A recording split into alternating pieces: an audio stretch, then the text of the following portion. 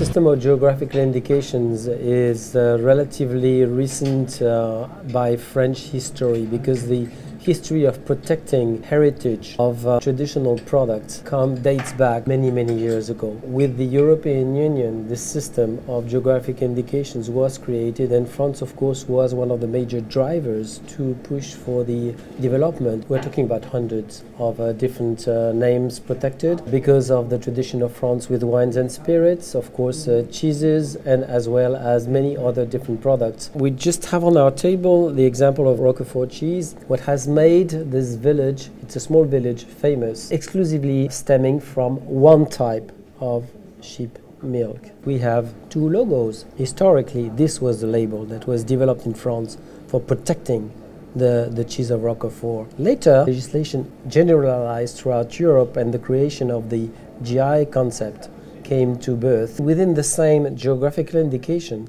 the same strict ruling for protection of the cheese, so the processes will be the same and the distance is the same. They come from the same region. Each one of the producers still has a big chance to individualize his offer and make it known to the public. This is the wine which is coming from the south of France. So it's an organic wine, which is a protected designation. It's about the area, it's about the type of grapes, it's about the producers. That triangulation is the sort of magic triangle which is going around any of the protected denomination products. Champagne, what is it? It's an area in France that has a special soil. It is a very particular climate, a very particular type of grape, and a process which is quite unique. Take a bottle of sparkling water. Why don't we call it champagne? It's a liquid with bubbles. And the whole history about naming champagne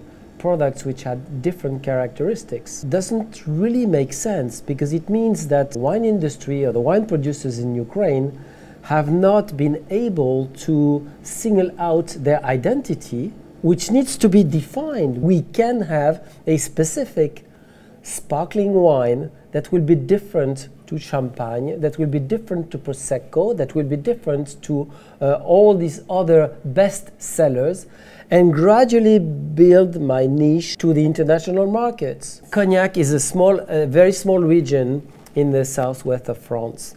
And it's a very similar story, but it's not just about name changing. It's about explaining the world that what they produce is different and has some specific attributes which international consumers can get interested in. So it's not just like a punishment of getting away from the cognac. This is a bit of the history of what geographical indications could do in the country of Ukraine to help the producers express with a name the result of their good work. Stop, applying a Chinese strategy of copying, understanding who you are, what you do, what you have, and having confidence in your future.